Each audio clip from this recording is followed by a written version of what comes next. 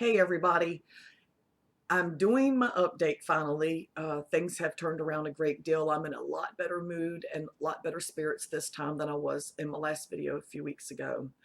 Um, I know there's been a lot of rumors going around. I've been getting texts about it and messages and emails about it. No one's been specific about what these rumors are.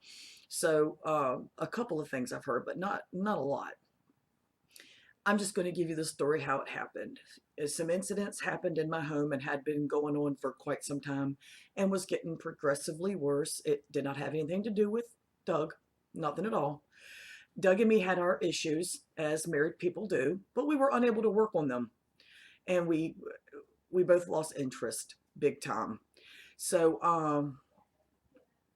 I moved out into the camper. I moved out into the camper for several reasons. I was in the camper. I made the best of it. I enjoyed it. I liked it. It was my solitude. It was my private place. And it got to the point that even the camper was not a sanctuary for me at all. Uh, Things within the home were leaking out to my atmosphere in the backyard. So I left. I needed to get out. I knew that um, my presence was was fueling a fire for my daughter, and that was a reason I needed to get out of the house. Plus, I was a little concerned for my safety there when she got angry at me. So I left, and a lot of people donated and helped me. I appreciate everyone that helped me. I would have done a thank you video by now, but I was not in any emotional condition to talk about it. I had a little bit of a pride issue, a lot of shame, and um,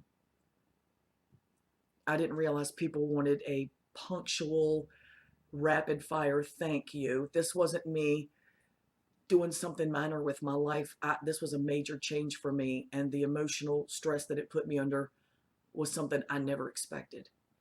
So I'm going to do this without crying because this is a good video. This is a good one. So I left. I went to Debbie Lynn's on a bus, paid for by Zeus, and um, I stayed there for one night. Debbie Lynn and her family were amazing to me. They were absolutely fantastic. I felt comfortable the moment I got there. And Francis was great. Everything was wonderful. Just really hospitable folks, and I can't thank them enough for what they did for me. Um, and then I went on to Irene's. Irene came and got me. We met, we talked, we got really close, and her and her husband Joe opened up their home to me. They have a beautiful home. They opened their home. I temporarily adopted their dogs because I love animals, and I love animals in my world.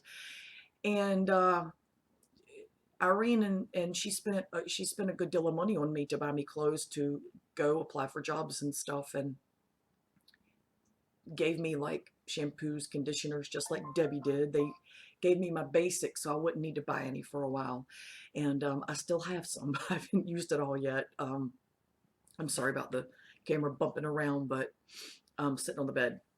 Uh, so, Irene and Joe really, they were just fantastic, unbelievable. I could never thank them enough for what they did for me. They took me out to dinner to fine restaurants that I never would have gone to. They were out of my league, these restaurants. I'm more of a Pizza Hut kind of person or something like that. They just shared their life with me, and it was great. And they're amazing people. They're fantastic. Irene handled everything with, the GoFundMe and the PayPal donations and everything, and I can't thank her enough for that. She donated as well. Um, just good people. I have nothing bad to say about them. They were great. And uh, from there, I got on a train, which Irene paid for, and uh, I came here to Florida to be with one of my old friends who I knew when I lived here years ago, many years ago, and it was like we never stopped visiting each other. It was like it was yesterday that I'd seen her, and it was fantastic. I was a little worried. I started applying for jobs. Nobody was calling me back. It hadn't occurred to me that they were currently letting go of the summer folks, so they didn't need anybody for this time of year. And for the jobs that were out there that they were hiring for, I was getting overlooked, and we think it was because I have no history, no work history. It's very limited, very minor things here and there over the last 26 years, and that has a great effect for someone that's 44 years old. They're going to overlook me. They're going to be like, how much has she done in 44 years? Well, not a lot. So they overlooked me, I guess. I really don't know. I got no callbacks, not one. So it got a little depressing. I started missing, I missed my grandsons, I missed my kids, I missed Doug, and I knew it was going to be hard. So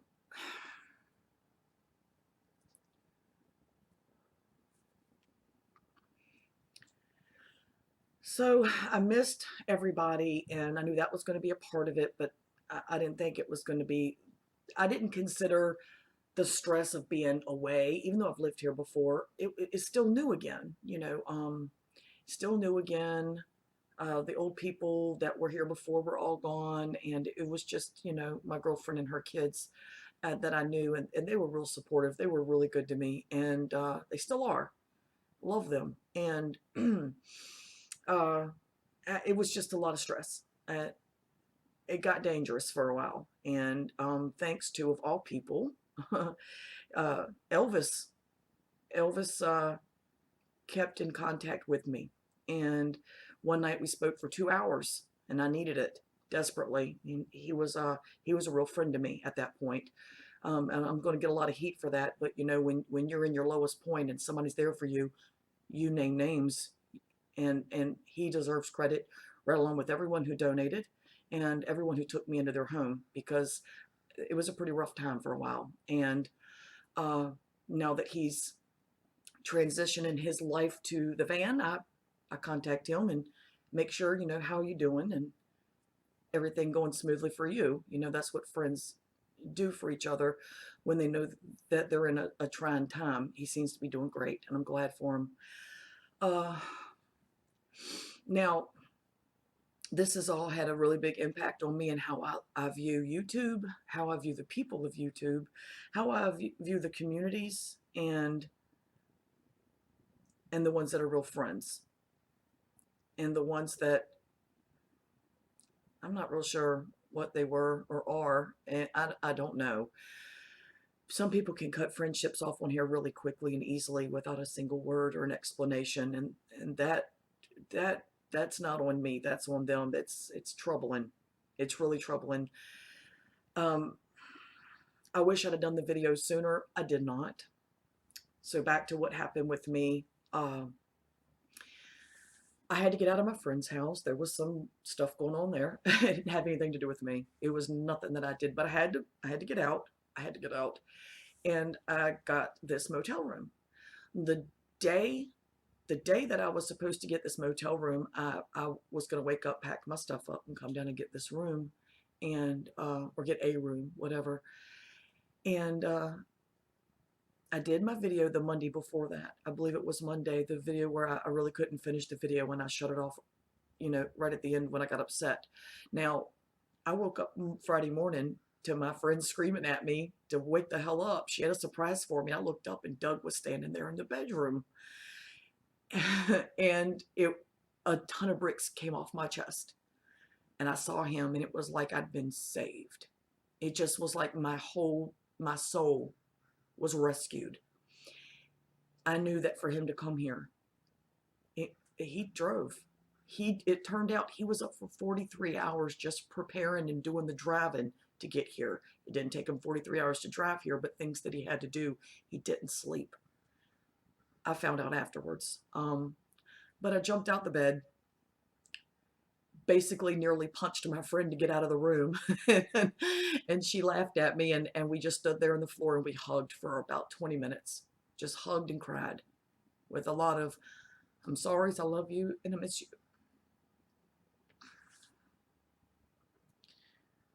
The first couple of days were really quiet and really emotional, and things are pretty much back to normal now, and normal in the sense of the way we used to be in the beginning. with the babies being little and right before the kids were born. So it's the way we planned that it would be back when we dated and we talked about the things we were going to do when the kids were grown. It's that. It's what I gave up on. It's what I quit asking for. It's there. Doug left everything. He left everybody and everything. If that's not love, then it don't exist. So um, we both agreed to this one thing, and that is that this had to happen. I had to leave him. I had to separate from him, and I had to say I want a divorce, and I had to move on with my life, which I did. I was moving on. I was done. I had to do that in order for him to reevaluate things and for me to have the time to think and reevaluate things. I was okay so long as I was busy and occupied and doing shit. But as soon as things got quiet at the end of the day, I couldn't deal. So he is here. He's already applied for multiple jobs, just as I have. We spend our days looking for work. Him more than me because I've already applied for pretty much everything that I could possibly apply for in the area that I could actually get hired for. Um, Going back and checking a few of them during the day, and he applies for the type of work he does, which is metal fabrication, shipbuilding, and stuff like that. Uh, and he's got a promising prospect right here, right now, and we're waiting to hear about it. And it's an amazing job. And I had told him he was in the wrong area of the United States to be appreciated for what he was certified to do, and this is where he needed to be. I told him that for years, in a shipyard area. Been telling him that, and it's proven to be very accurate. I already knew. So we're going to be fine. I'm going to be better than fine. I miss my grandkids so much. I miss my kids, and um, we left a lot of stuff behind. We left our life. Literally, what I could pack when I left is what I've got, and the things that I've accumulated along the way, thanks to some amazing people, and what he was able to pack in the car. And he even took the time to make sure that he packed all the things that were important to me that I knew that I couldn't consider important at the time when I left, which was like my teddy bear that I've had since forever. I don't remember when I didn't have them. I've had them my whole life. And my Wonder Woman coffee mug. And the little things, little teeny things that make me happy, and he thought to pack those things for me, and that just meant so much. That meant more than 10 diamond rings. So that's where we're at now. We are back together. I think everybody, even though the GoFundMe and everything was for me to get away, get divorced, and start my life over, it was like Irene put it in the GoFundMe. It was so that I could have a better life for myself. And that's what I've got. It wasn't the one I was expecting. This was not the way that I saw it going. And I think everybody should be really happy that they inadvertently funded the saving of my marriage. You didn't even mean to. So I have to thank everybody that has been supportive, morally supportive, monetarily supportive. Everyone that's given me positive thoughts and prayers or whatever it is that you do with what you do for saving my marriage. If I hadn't left it, I'd be in the camper right now, or maybe not. I might not be in the camper, but I'd be in the camper right now. Nothing would have gotten better. It would have been stagnant like it has been for a long time. And it had to happen this way. Things happen for a reason, like this right here, for a reason. And I can't think of a better outcome than a relationship being saved. And I've been with him since I was 18. So yeah, this is not the outcome that I was expecting, but it's better. And if somebody had said to me, well, actually, some people had said to me in my group, well, maybe once you're gone, Doug will see the error of his ways and you and him can work things out. And I had said, nope, nope, nope, no, I'm done. I'm done. I'm done. I'm done. I'm finished. And so, yeah, there was no chance of me ever seeing this, I would have said, you're crazy, because that's what I said. You're crazy. It's not going to happen. So, we spend our days, you know, like I say, looking for work, and our evenings we spend the later part of the day from like 4 or 5 o'clock on, walking along the beach, looking for shark's teeth, or uh, watching videos online, or just walking around the hotel parking lot for exercise and talking and holding hands. Just simple things, simple. And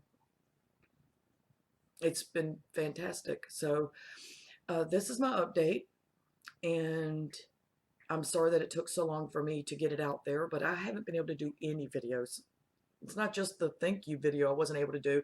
I wasn't equipped emotionally to do any videos. So any rumors that you've heard, I heard one of them was that my son and Doug were beating me, which is fucking hilarious, because Doug couldn't harm me physically. He couldn't. He doesn't have it in him.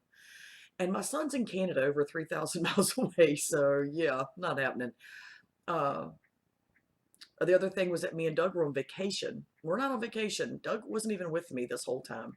You know, he hasn't been here that long. He came towards the end here, and I just got the computer, because the one that I bought with some of the GoFundMe cash so that I could keep up with everybody didn't work out that way because it broke. I had to get a new hard drive put in. Yesterday I dropped it off. Today I picked it up. So that's why I'm doing my video right now. I'm able to. And thanks everybody for still listening to my shit. Hit the red button below and hang out with me some more. And everybody have a fantastic night. Bye.